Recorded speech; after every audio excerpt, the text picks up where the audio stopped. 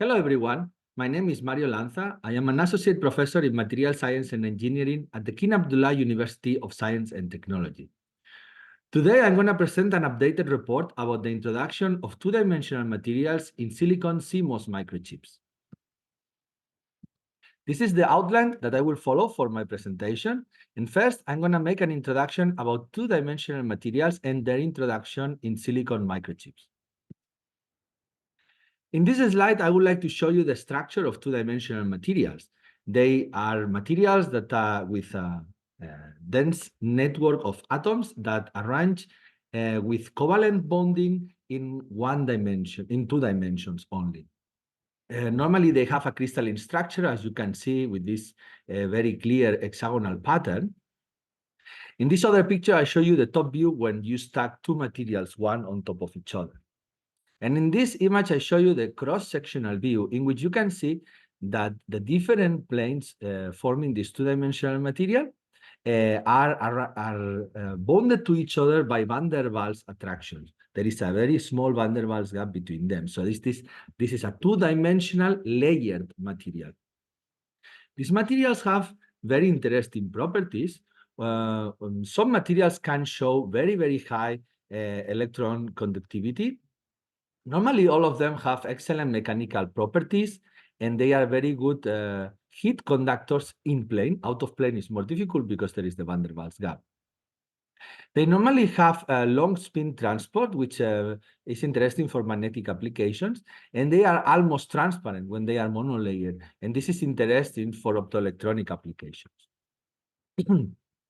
There are many types of two-dimensional materials. In this slide, you can see them classified according to their band gap, which defines the electrical properties. You have some two-dimensional materials that are conducting, like graphene, some others that have a small band gap, like molybdenum disulfide, and they can be used as a semiconductor in electronic devices.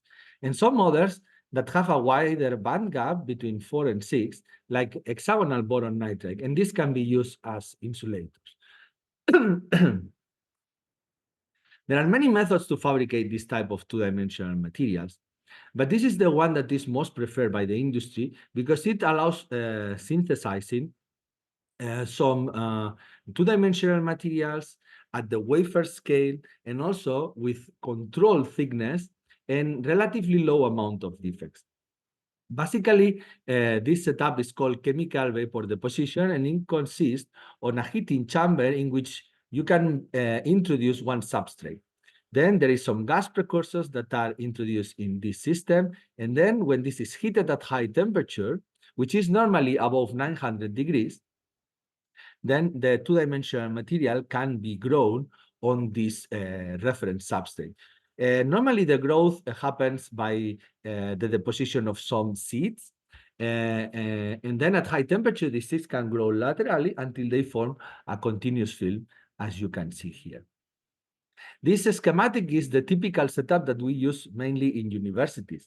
The industry uses a similar working principle, but the machine is a little bit different. Normally, they use a shower head to introduce the gas into the chamber. This allows to have a much more homogeneous flow of gas and therefore a much more homogeneous material in a large area, because here you can see that you can input wafers up to sometimes 300 millimeters. Okay, so with this process, one can grow the two-dimensional material in large wafers. However, there is a main handicap, which is the temperature needed. There are some attempts to grow the two-dimensional material at lower temperatures, but the crystalline structure is still very defective if you don't input enough thermal energy for these atoms to arrange in this crystalline lattice.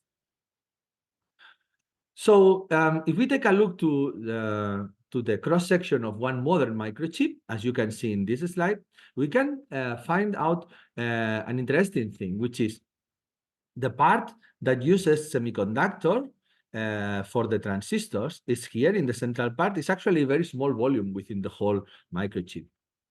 In the backside, we have the power delivery vias, which is basically metal and insulating material.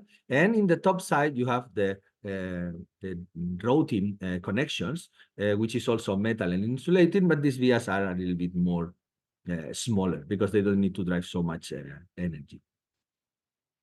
Okay, so within this structure, if we consider that two-dimensional materials are grown at high temperature, one immediate approach will be, okay, let's start with an empty wafer that has nothing, and then we can grow a two-dimensional semiconducting material there that can be used to replace silicon. And you may ask yourself, and why we want to replace silicon? Because silicon is a very good semiconducting material for electronic devices, especially transistors. Well, here you can see a cross-sectional transmission electron microscopy image of this of one modern transistor. You can see that the silicon has this crystalline structure. It shows a good dielectric, good interface with the dielectric. However, when you make these devices very small, there are several disadvantages. The performance degrades mainly because there is some leakage current towards the substrate, some horizontal photon scattering here, and some short channel effects.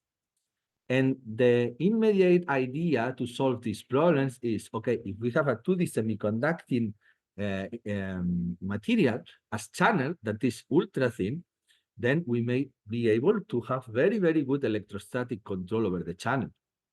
Here you can see a cross-sectional TM image of one transistor using a 2D semiconducting channel. In this case, it's tungsten disulfide.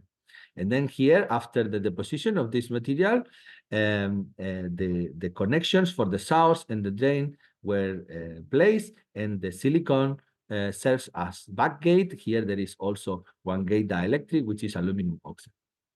Okay, this sounds very interesting. However, the problem is that the two-dimensional material grown by chemical vapor deposition, it has relatively good quality, but still has a relatively high amount of defects. And this is something that is simply unavoidable. And moreover, in fact, the post-processing of the two-dimensional material when fabricating the devices also introduces several defects. For example, metal evaporation also produces defects. The interface with the insulator is with the insulators, both top and bottom, is not that good. There is also other studies that present electrical measurements have always shown a very high source drain contact resistance. So basically, with this concept idea, many studies have fabricated transistors using 2D semiconductors as channel. However, very few presented the statistical data of small devices. Here I show you one example from IMEC, in which they measure one figure of merit of the transistor called subthreshold swing, SS. And what you can see here very clearly is that for large devices, they observe a relatively small subthreshold swing, which is something wanted, and very low device-to-device variability. However, as the length of the channel starts to decrease, you can see that, yeah, you always have some hero devices that show very good performance. But at the same time, you see that the performance clearly degrades. The subthreshold swing increases for many devices. The variability is very high. In this other paper, which was done by one of my former students who did the postdoc in IMEC, you can also see that this is also applicable to other figures of merit, like the currents flowing along the channel and the threshold voltage. So basically, there is a problem here, which is that when we fabricate the devices very small, these devices tend to have very large deviations. And the reason is that the native defects and also the post-processing defects introduced in the two-dimensional materials play a much larger role in a small device. Moreover, when we study and when we see the literature about two-dimensional materials-based transistors, we can see something interesting. Normally, they show you one figure of merit for one device, or in the best cases, one figure of merit for many devices. But the question is, what happens if we start to switch the device on and off for many cycles?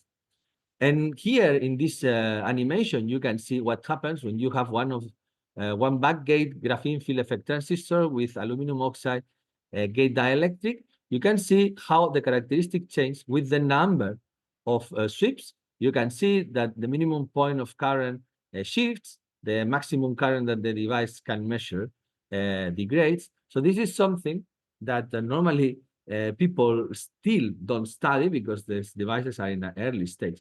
In our laboratory, we are also studying this phenomenon. We have fabricated with a similar structure.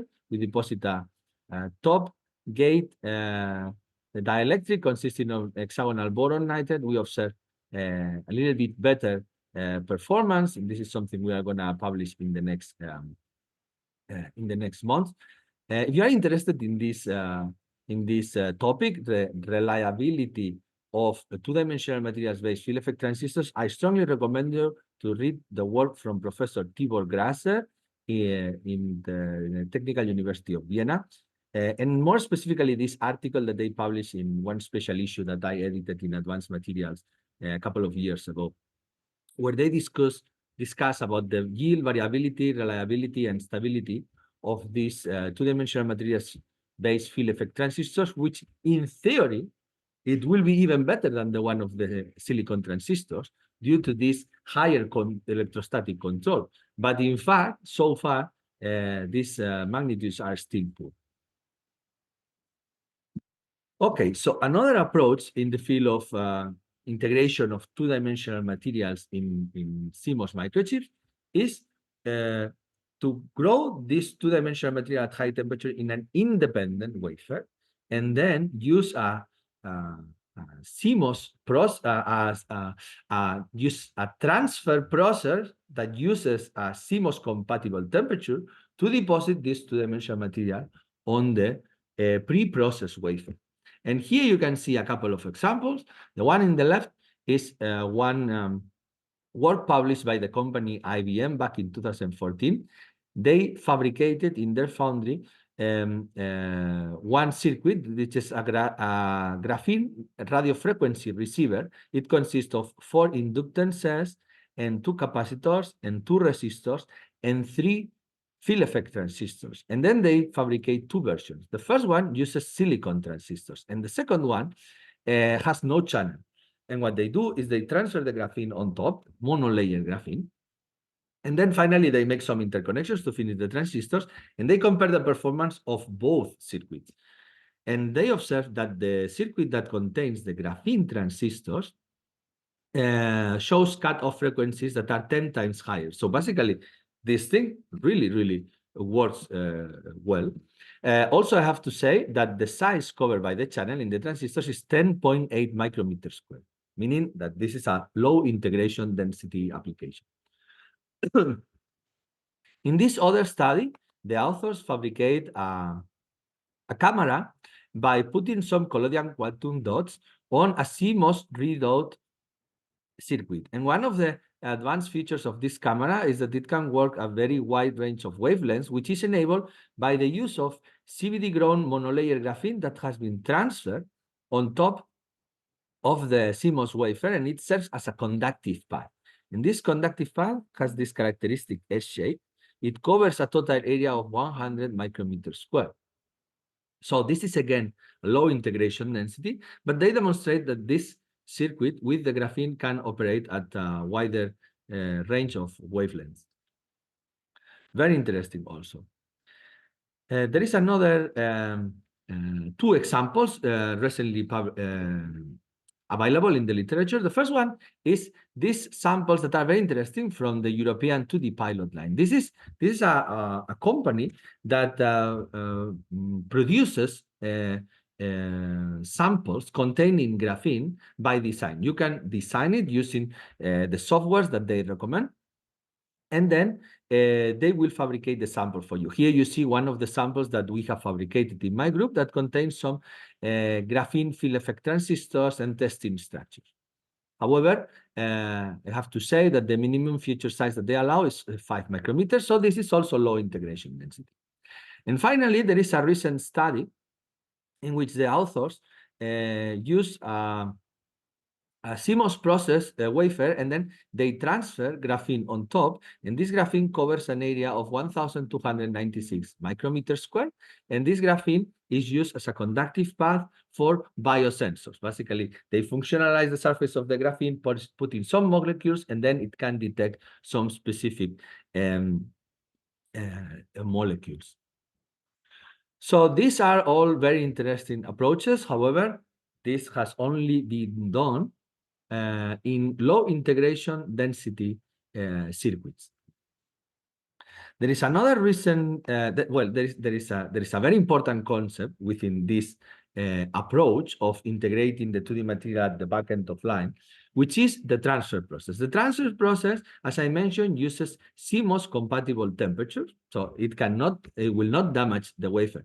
However, it can lead to some impurities in the two-dimensional material. Mainly these impurities come from the growth substrate and from the polymers that are used as a scaffold to put it on the 2D material to avoid that it cracks, because the 2D material is too thin.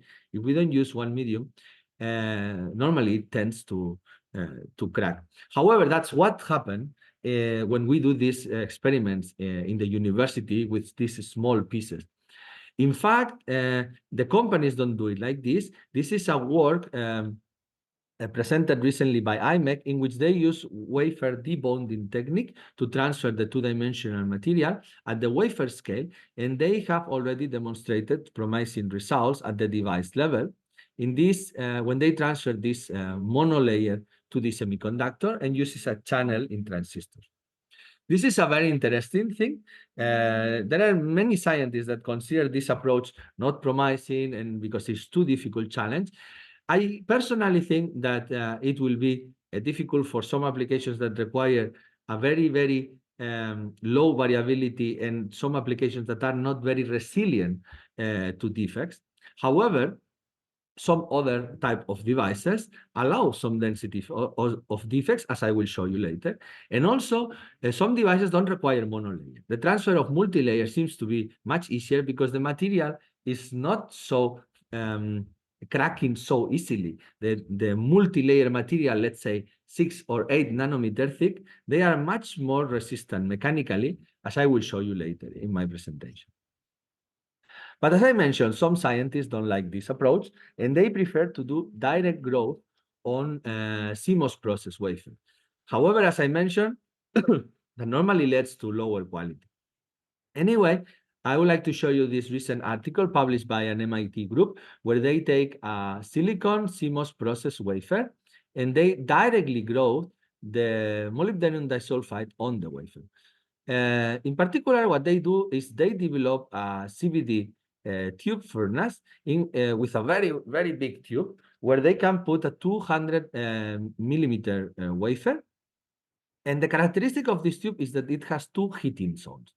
In one of these heating zones, it has relatively high temperature, above 550 degrees. And in the other zone, the temperature never rises 250 degrees.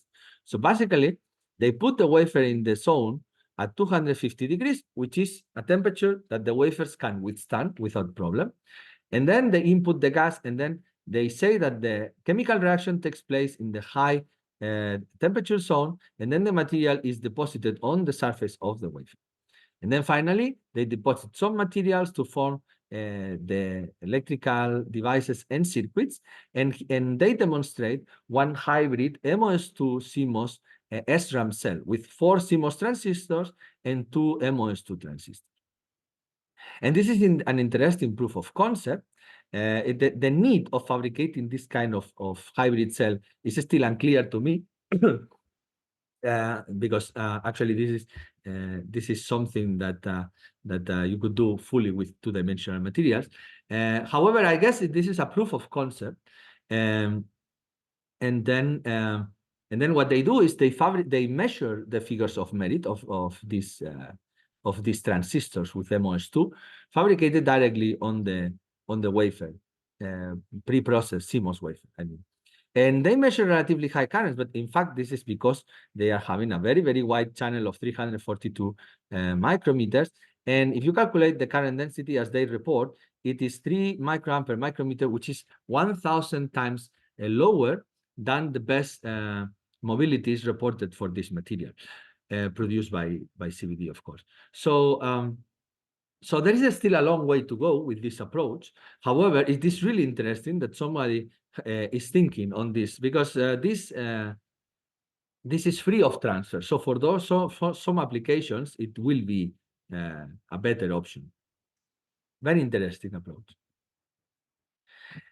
Okay, and here I would like to discuss about the approach that we are using in my group. As I have been discussing, in field effect transistors, the current flows in plane along the channel from the source to the drain. And this current flows homogeneous.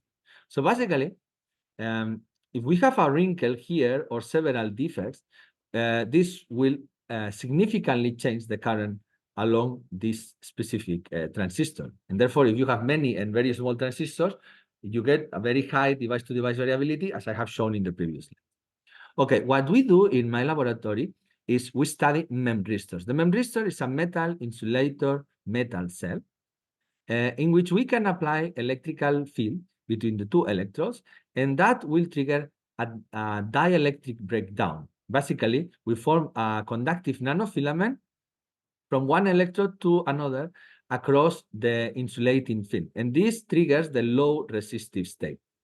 But the interesting thing is that if we reverse the polarity of the electrical field, we can partially disrupt this conductive nanofilament, and then we can trigger one high resistive state. It's basically the same we do with the transistor, but with the advantage that this filament is non-volatile. So this filament only consumes energy during the state transitions, not not when it is being maintained in one transistor. This is an important advantage. By doing this polarity switch in the bias, we can trigger transitions in a controllable way between these two resistive states. And here comes the interesting thing. Actually, there are two interesting things. The first one is that, as you can see here, the current only flows across one point of this sample. So the current is out of plane, and the current is not homogeneous. It's highly inhomogeneous. It's only along one point. So basically, if there is one wrinkle here, one rest of polymer, or some impurities here, they don't play a significant role for the whole current across the device. So basically, memristors are more resilient to local defects than transistors. And the second thing is that the resistive switching materials that are used as insulating film here are normally materials that contain a relatively high density of native defects, like, for example, hafnium dioxide. You can see in this cross-sectional TM view that, that they hold a significant amount of defects. And this is interesting because if we want to use two-dimensional layer materials as insulating film for these memristors, then we don't need to grow a perfect crystalline material. And the reason that we need material with defects is that if you have a perfect dielectric, you need a very high energy to trigger the breakdown. And if you need a very high energy, you will produce more damage, and this filament will not be easy to partially be disrupted. So that's the reason. Okay, but it seems that hafnium dioxide and other metal oxides work well as resistive switching materials. In fact, yes and no. There are still performance increase needs for these memristors made of metal oxides. You can see here one example. When we trigger the resistive switching, we apply pulses, and then in each cycle, we can change the resistance of the device from the low resistive state to the high resistive state. We can do this cyclically for thousands of cycles, but you can see here, the devices tend to fail. They tend to get stuck in the low resistive state. And then basically what this means is that the filament that we have formed is very, very wide, and it cannot be partially disrupted. And therefore, we cannot recover the high resistive state anymore. And this happens because the material is homogeneous. And in each cycle, more and more defects are created. This material starts to grow laterally. It's a stochastic process, as you can see here. It has some cycle-to-cycle variability, but still, at the end, you can trigger one filament that is difficult to reoxidize. So the concept idea that we had for the use of CVD-grown two-dimensional materials is we can use multi-layer hexagonal boron nitride, which is an insulating material with a band gap of 5.9 electron volts. And this can be used to block the current because this material is insulated. Then this material has some embedded local defects, and these local defects can drive higher out-of-plane current. But the most important thing is that this material here with a perfect layer structure is very stable. Forming one defect in this crystalline layer lattice is difficult. You need a high energy. However, in these locations which show up pseudo-amorphous structure with some random atomic bonding, the energy that you need to form defects is much lower. And basically, if we apply an electrical field, we will be able to form a filament here, but this filament will have difficulties to propagate laterally. So that's the concept idea that we had in my laboratory several years ago, and what drives us to explore the properties of multi-layer hexagonal boron nitride as resistive switching layer in these metal insulating metal memristors. I have to say that some other studies have tried with other two-dimensional materials, like molybdenum disulfide or other two-dimensional materials that have been also modified, partially oxidized. Okay, these partial oxidations and these treatments always make more difficult to reproduce the characteristics from one device to another. I prefer to synthesize one material. And then the other thing is that when you fabricate a memristor, you need to have a high resistive state. And for triggering a decent high resistive state, you need to have a material that is insulating. If you have a semiconducting material, it's difficult to reach a high resistance. I mean, the devices tend to show very high currents and very low on-off ratio. So basically, you need an insulating material. That's the reason why in my lab, we use multi-layer hexagonal boron nitride. Okay, so in the next section, I'm going to show you the progress that we did in the last years, fabricating hexagonal boron nitride-based memristors. And as many other groups in academia, we do this on silicon dioxide substrate. But before showing that, let me talk about the material itself when it does not have defects, when it has a perfect layer structure, as you see in this cross-sectional TM image. This material has been prepared by mechanical exfoliation. With this method, you can only get small flakes, so this is not something you can use for industrial applications. But it's good to analyze the fundamental properties of the material. When we measure devices like this, we observe that, of course, if the material is very thin, there is some degree of leakage current. But using around 7 nanometers, you see that we start to mitigate all the current when the device has an area of 5 micrometer by 5 micrometers, so with 25 micrometers. And then the breakdown voltage increases with the thickness, and there is a almost constant electrical field, breakdown field, around 12 megavolt per centimeter with some variability, but this value is quite constant. So we also analyze what happened after we trigger the dielectric breakdown, because we trigger this dielectric breakdown and we see this permanent low resistive state. When we switch the polarity, these currents don't get reduced. The resistance of the material is always low. And we analyze what's going on. We perform some SEM images, and we observe that the filament basically is permanent.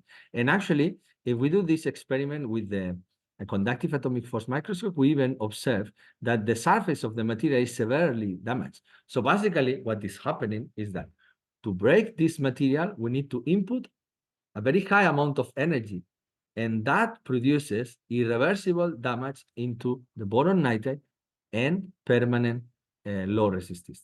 That's what we observe. Okay, so but we don't use mechanically exfoliated defect-free material. We use multi-layer hexagonal boron nitride, which is around 6 nanometer thick, grown by chemical vapor deposition. Here you can see a top view optical microscope picture of the multi-layer hexagonal boron nitride on the polycrystalline copper foil that we use as substrate for the growth. Here you cannot see the boron nitride. This is just the crystalline granular structure of the copper foil. We do some SEM images, and we can see that the surface of this foil is a little bit rough. In the topographic map collected with atomic force microscopy is the same. And here in the cross-sectional TEM image, you can see here in this scale, you see that this material is around 6 nanometer thick, and we observe very clearly the layer structure. But we also observe some lattice defects that propagate out of plane layer to layer.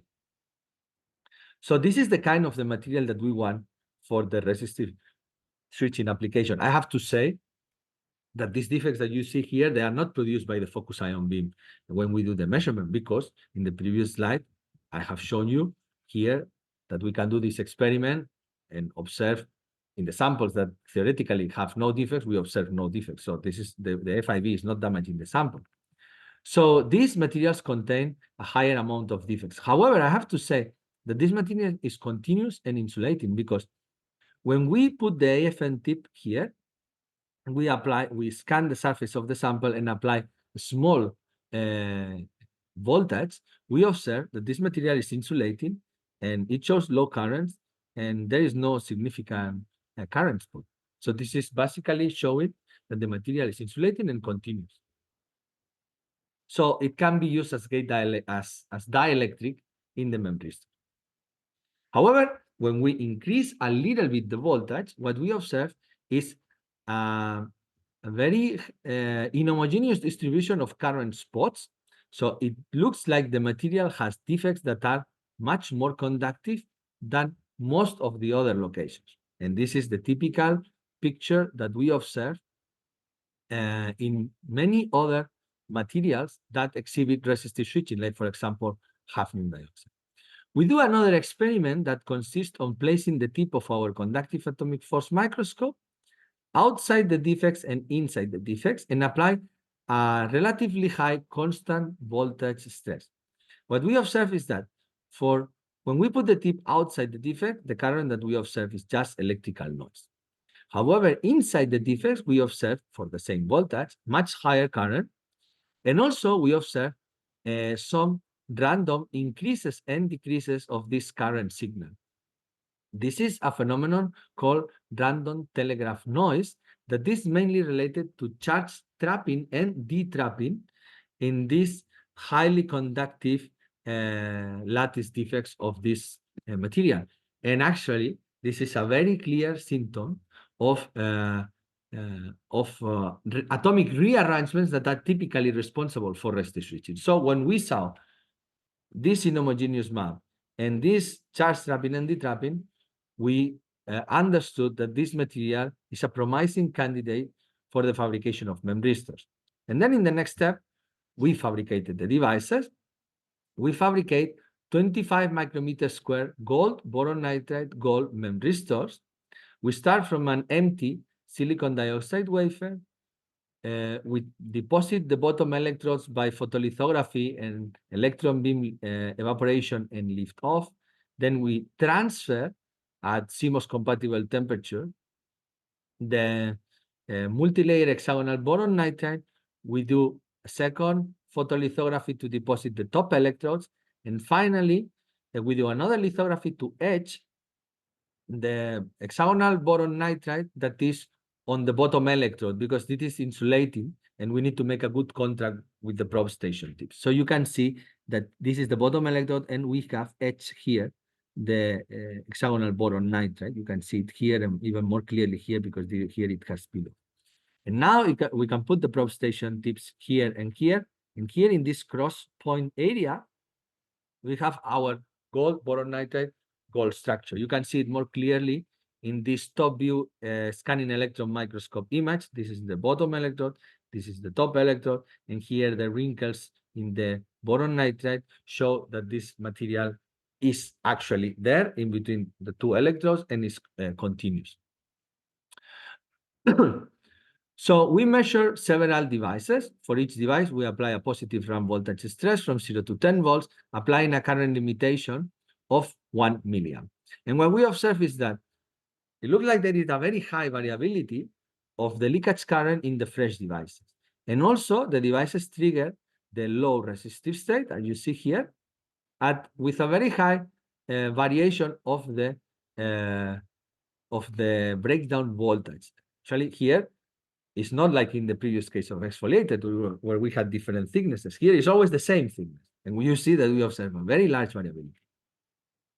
However, when we apply the negative voltage ramp, as you see here in this second step, we observe that the resistance of the device increases and the current consequently decreases, triggering the high resistive state. And in the next cycle, the currents are low, and then we trigger the dielectric breakdown again, which is current limited.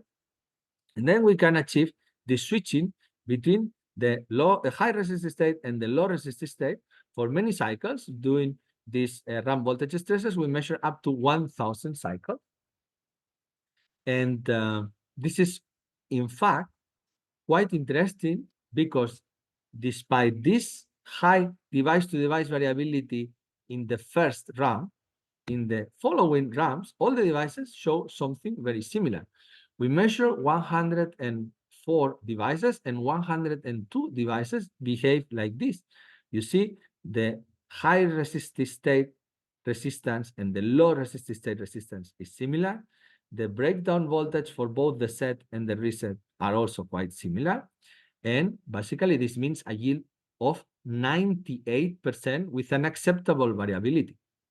And actually, this is what made our work qualify for publication in Nature Electronics back in 2020, because on those days, there were not many studies demonstrating good device-to-device variability when using two-dimensional materials.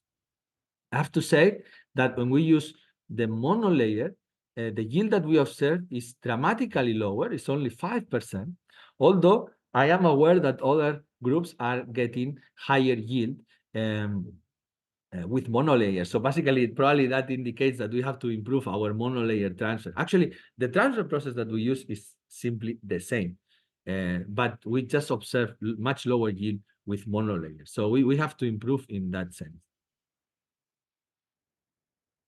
We also investigate the switching mechanism, and we measure cross-sectional TEM images, and also we analyze the chemical composition by energy dispersive X-ray spectroscopy, what we call EDS. So we do this analysis for devices that are fresh and devices that are stressed. So for the fresh devices, I already show you the pictures. The boron nitride looks defective, but it still looks good. However, when we measure the stressed devices, we can see here very clearly that the structure of the boron nitride film has been contaminated with some dark particles. And when we measure the chemical composition, we observe that these dark particles correlate with the material that we use as electrode. So basically, there is metal penetration into the boron nitride. And actually, this is demonstrated also with another experiment, which is that when we fabricate devices with different electrodes, what we observe is that the devices that use electrodes with higher diffusivity, like silver or copper, they tend to reach the breakdown at much lower energies or voltages than the devices that have lower diffusivity, like titanium and gold. So you can see very clearly that this is related, again, to the penetration of metal in this two-dimensional material. So until here, we were very happy. We published our nice paper, but we wanted to go to smaller devices and higher integration density. So basically, what we do is we fabricate large crossbar arrays of 100 rows by 100 columns. So this is 10 kilobit. And each device is smaller. We fabricate with electron beam lithography, and the devices are 320 nanometer by 420 nanometer. So much smaller. And then we measure a large group of devices, and we observe something unexpected and very interesting, which is nearly around 50% of the devices show a phenomenon called overshoot, current overshoot. And this basically means that when we apply the ramp voltage stress to trigger the breakdown, we observe the typical current increase until reaching the current limitation. However, in the reverse voltage ramp, we observe that the current increases several orders of magnitude, and there is no reset event. The currents just stay permanently in the low resistive state, which means for this group of devices that show this phenomenon, all of them fail. And the reason that this current overshoot takes place is that the current, even if we use this current limitation system, which is from the semiconducting parameter analyzer, this current limitation system is a little bit slow. And basically, what we are having here is currents that are much higher, which produce a wider filament, even if we don't see them here, because this ramp is much lower and the current limitation is much slower than the breakdown process. So we have, in fact, a peak of current and that we don't see here before it is limited. But this is enough to increase the currents across the device and basically prevent it from recovering.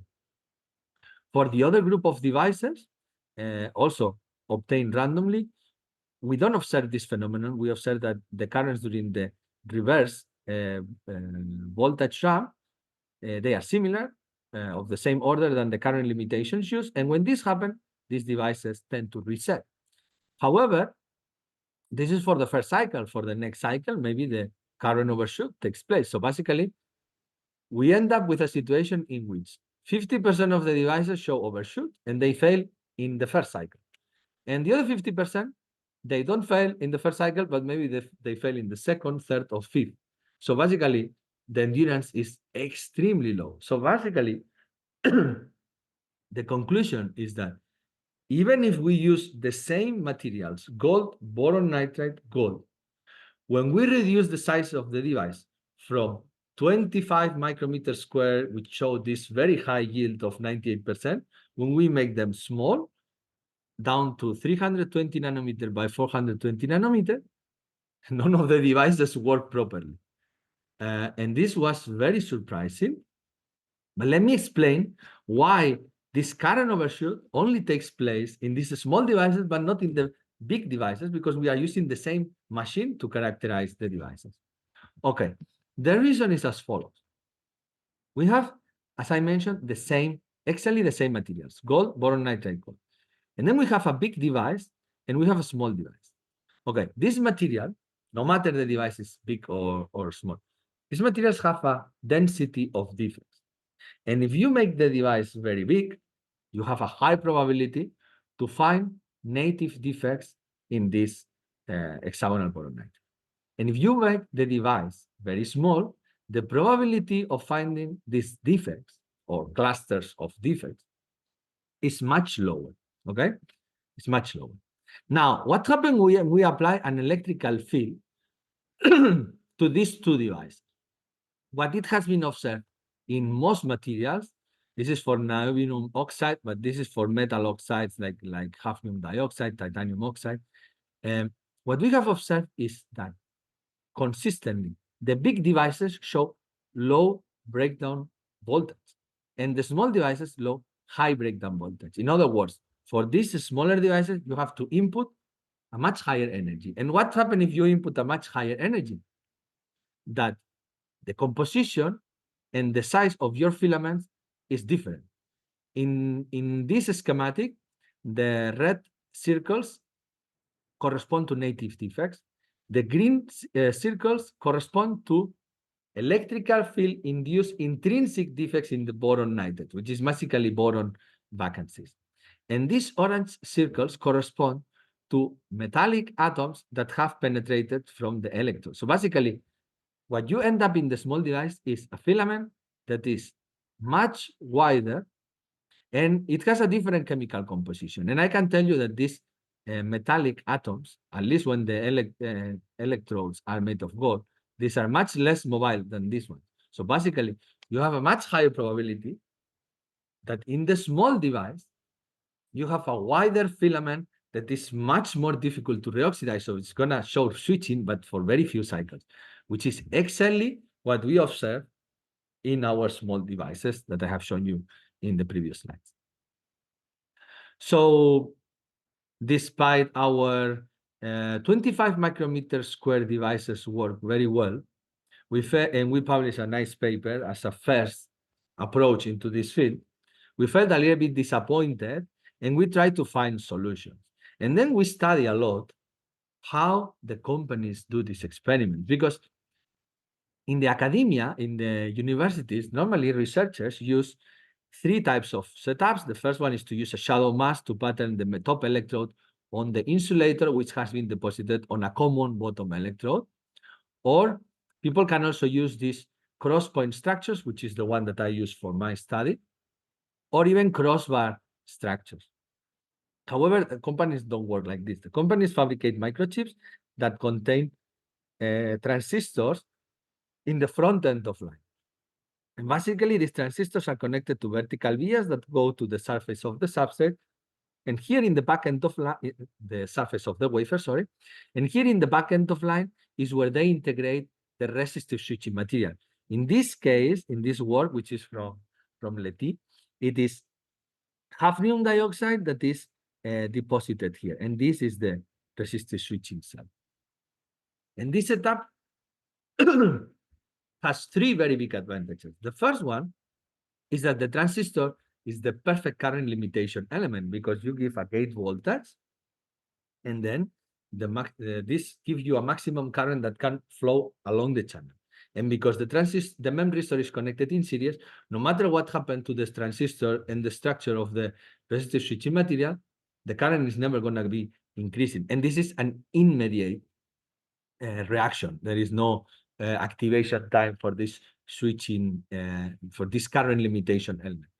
The second advantage is that when you have this kind of crossbar structures, you may have some sneak path currents, but if you have the transistor, you just set the voltage at 0 volts, and the current along this memristor will be 0.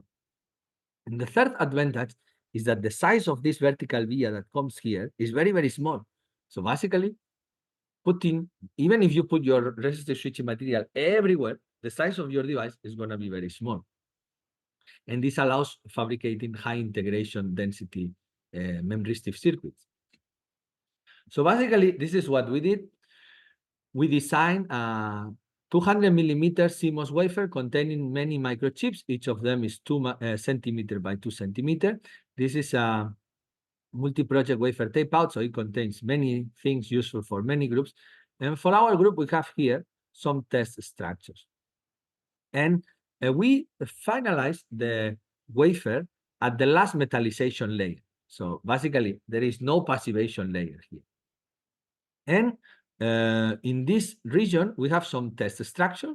We have one bottom pad connected to the bottom electrode, which is basically a varied via that comes vertically to the surface. And then we have the top electrode pad, and here the electrical connection and the resistive switching material, they are missing. And we have the same structure connected to the drain of a transistor, and the same structure connected to the drain of 25 transistors that are arranged in a 5 by 5 matrix. Okay, so basically what we do is we transfer our boron nitride material everywhere in the wafer, and we deposit the top electrode. So you can see the position of the top electrode here, and also here, and also here in this with these vias. And you can see that the two-dimensional material is continuous, because you can see here clearly some wrinkles and folds within this large area. And this allows us to fabricate devices, because this metallic wafer via that comes from the transistor is only 260 nanometer in diameter. So this allows us to fabricate small devices with sizes of at most 0.053 micrometers squared. So this is really the first high integration density 2D CMOS microchip. Let me give you a few details more about the fabrication. because when we receive the wafers from the foundry, we design the wafer, but we send to manufacture to the foundry, and then they finish in the last metallization layer, and they send us back. So because this has no passivation, the wafer arrives to our lab completely oxidized. And you can see it here. We don't see the vias. In fact, there is oxide everywhere. So we need to etch this native oxide to expose the vias. And then we transfer the two-dimensional material. And then we deposit the top electrodes. And then here you can see very clearly the CMOS transistor. And here is the multilayer hexagonal boron nitride based memristor with this gold titanium top electrode. And here the via serves as bottom electrode, which is made of tungsten. I have to say also that here you can see wrinkles, and one could think, oh, what happened if one of these wrinkles land exactly on top of this via? Then it will make one of these devices to be very, very insulating, because there will be a gap between the via and the boron nitride. However, what we do is we use a little trick, which is we over-etch a little bit the surface of the chip. So after the etching, this is the surface of the silicon, and this is the via. This is a little bit over-etched, and this produces that the via serves also to as a pillar to contact the two-dimensional material. So the material is sitting on top of the via, and it's always touching all the via. So there is no wrinkles falling exactly there. This is a little trick that we use, and actually it works quite well. And then we go to the electrical characterization of the devices, and we start measuring one standalone resistive switching material device without any series transistor. This is just purely the gold, titanium, HBN, tungsten device. And we apply sequences of ramp voltage stresses with different polarities. And basically what we observe is just random fluctuations of this current and therefore resistance without a clear resistive switching pattern.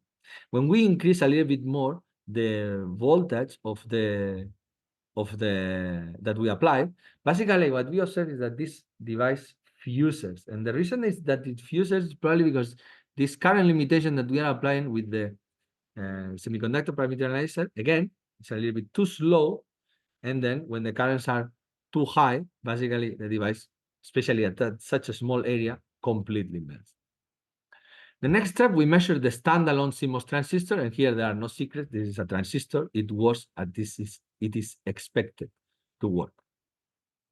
And then finally, we measure the one transistor, one memristor cell, applying a small gate voltage of 1.1 volts. And what we observe here is very interesting. For the first positive ramp, which is here highlighted in blue, we observe that the current increases.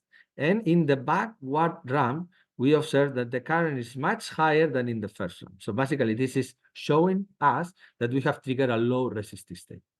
And in the negative ramp, we observe that we increase the voltage, but the currents are almost constant, which basically means that the resistance has been decreased. When we ramp down, we observe much less current. This confirms the transition from the low resistive state to the high resistive state, or the reset process. And in the next cycles, we observe that the currents increase again, and there is this consistent non-volatile bipolar resistive switching. However, here there are some important differences when we compare with our 25 micrometer square devices. The first one is that there is not a clear forming process. The first ramp and the next ramp show quite similar current. Second one is that there is no very sharp transitions. Before we had this sharp set and this sharp reset. Now this is not happening. We have a quite progressive set transition and reset transition. And the third one is that the state resistances are very, very high.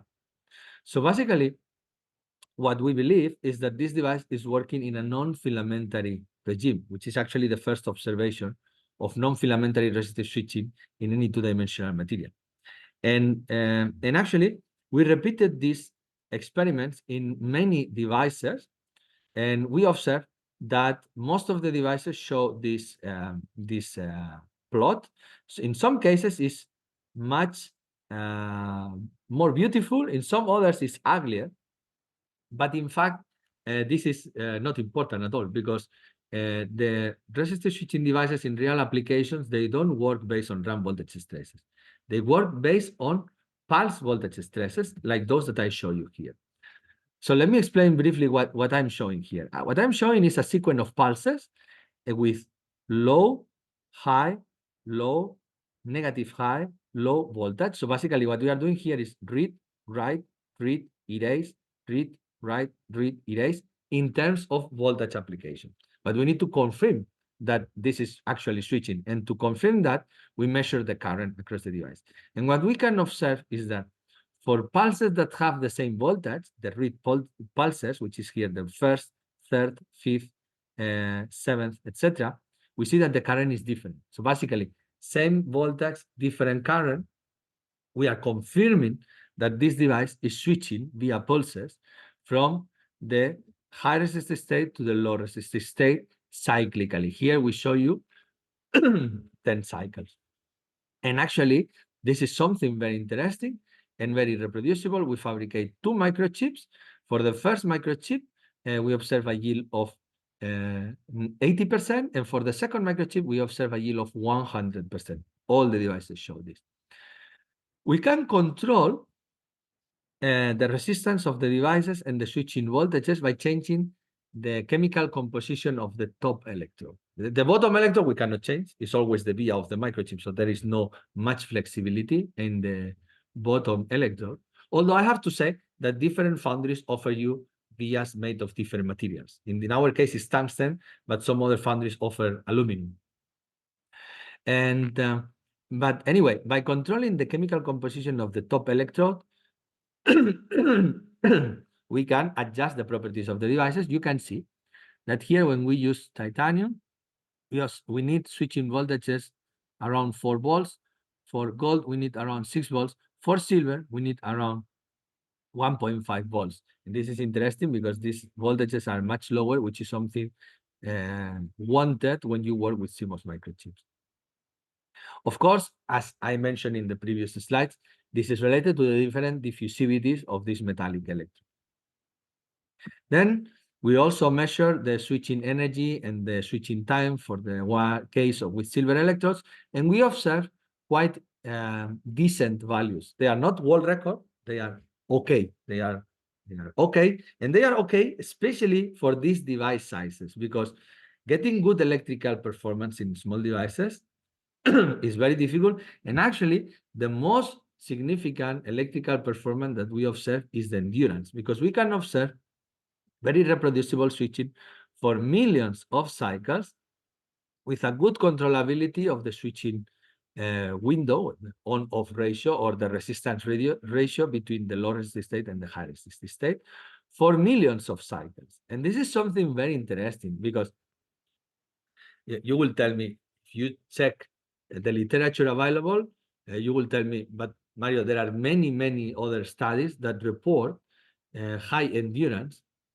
not of millions, even billions.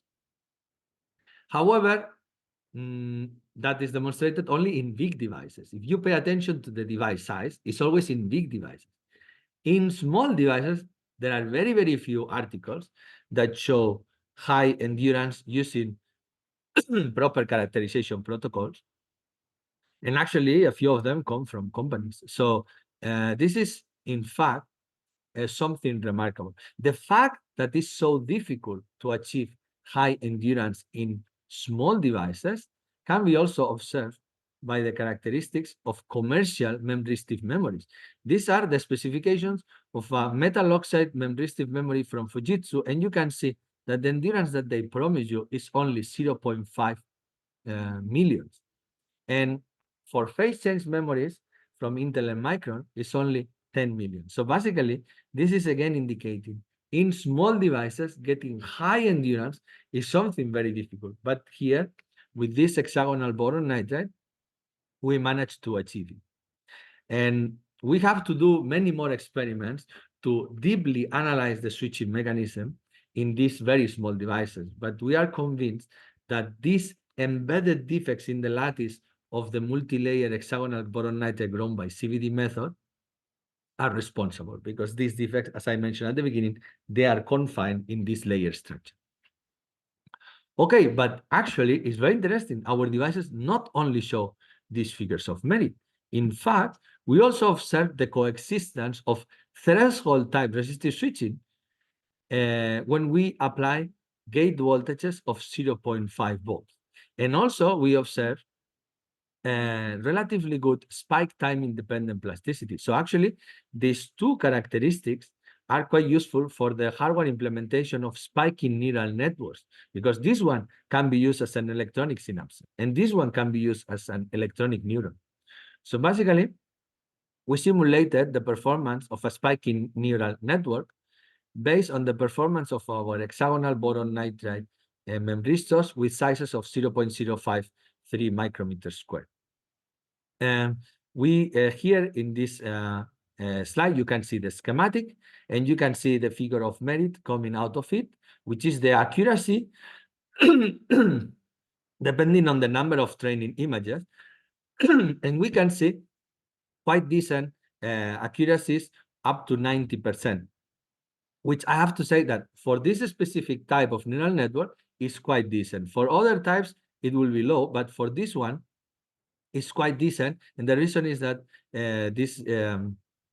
these neural networks consume much low power, because we are not applying a constant voltage. We are just applying spikes. The only thing that we change, depending on the input data, is the frequency of the spikes.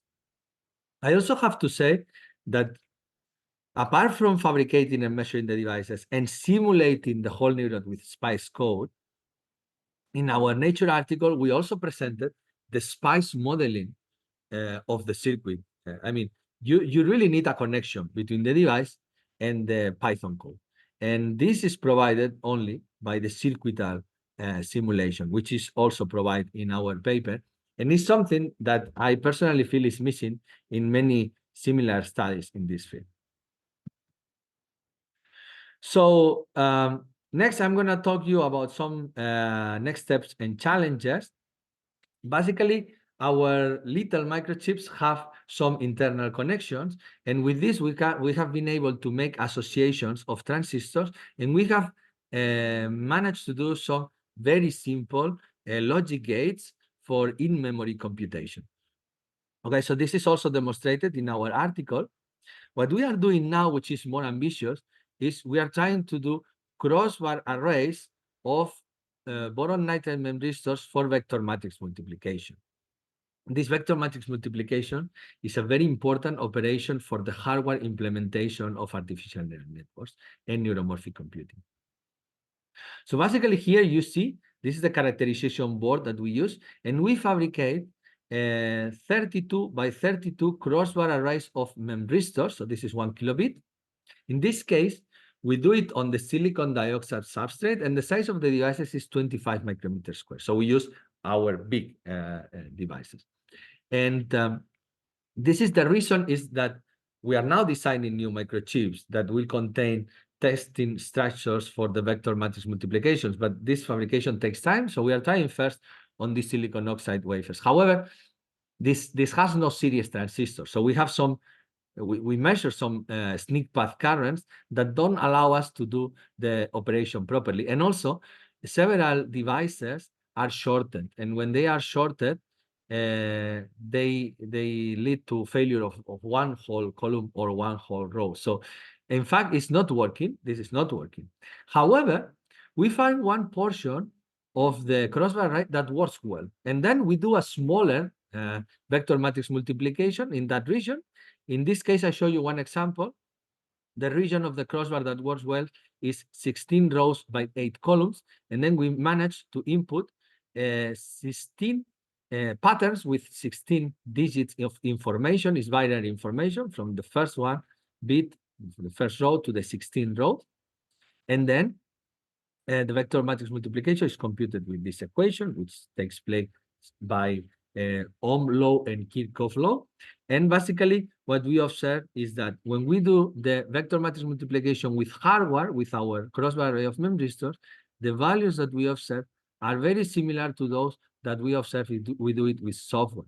In fact, the errors that we observe are mainly related to the board. They are systematic errors that can be compensated that are related to the noise at low currents and also to the different current ranges that this board can measure. We also demonstrate that we can adjust the resistance of the devices in an analog way, as you can see here. However, I have to say that here the on-off ratio is much lower for this analog regime. As I mentioned, we are now fabricating test structures containing the transistor in CMOS microchips. You can see here the layout of our microchip. In this case is 0.5 centimeter by 0.5 centimeter, which is still enough to transfer the two-dimensional material in our lab. And we not only have these crossbar arrays of structures for the vector matrix multiplication, but we also have other test structures and other circuits for other applications. For example, here is the layout and here is the optical microscope picture of a true random number generator circuit. Basically, in this circuit, we have one memristor connected to CMOS circuitry, and we take advantage of some intrinsic variability in the memristor to produce a sequence of random numbers, like those ones that you receive in your telephone when you are going to do an online payment. So this is an unclonable number, and this is what this circuit does.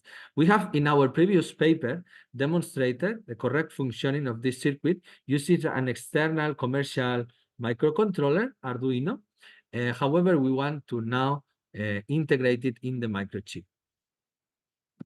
However, I have to say that we have a very big challenge, not only for us, for anybody working on two-dimensional materials-based devices, which is the high batch-to-batch variability in the two-dimensional material. When we buy commercial samples, the manufacturer tells us that the samples have a nominal thickness of 13 nanometers for multi-layer hexagonal boron nitride. But when we open the boxes and we measure the cross-sectional TEM images, we observe something very different. For some images, we have relatively good lattice structure. For some other samples, we see bad structure. The thicknesses are completely different, and none of them matches the 13 nanometers that the manufacturer tells us. So this is a big problem. When we get samples from our collaborators in academia that grow the material themselves, we get something better. However, it always happens that the student graduates, another student cannot reproduce the previous results, etc. And sometimes research topics shift, and this is also a problem. It's not a constant source of high quality material that never change from one batch to another one. So right now we are solving this problem. We are starting a collaboration with the company Eichstrom, which is a company that fabricates MOCVD systems for fabrication of two-dimensional materials.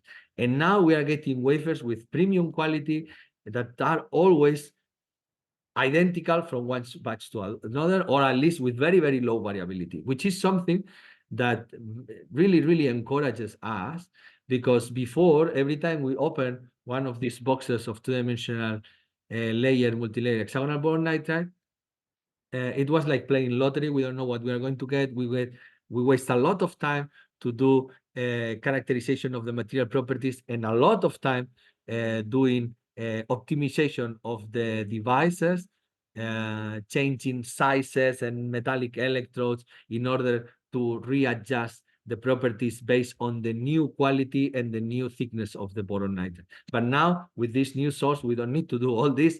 Every time we fabricate, we observe the same, which is really, really encouraging. And I hope to have new data in that direction soon. So as a conclusion, I would like to say that CVD grown 2D materials still contain too many defects produced during the growth or during post-processing, and they hinder the performance of the devices. We have fabricated the first hybrid 2D CMOS microchip with high integration density, and it consists of 0.053 micrometer square memristors with a high endurance above 1 million, matching that of commercial samples. And finally, we are integrating 2D materials on other CMOS microchips for different applications, including true random number generation and vector matrix multiplication. If you are interested in our work and you want to know more details, you can check our recent publications. And finally, I would like to thank all the members of my group at the King Abdullah University of Science and Technology for their hard work every day in the lab. Thank you very much for your attention.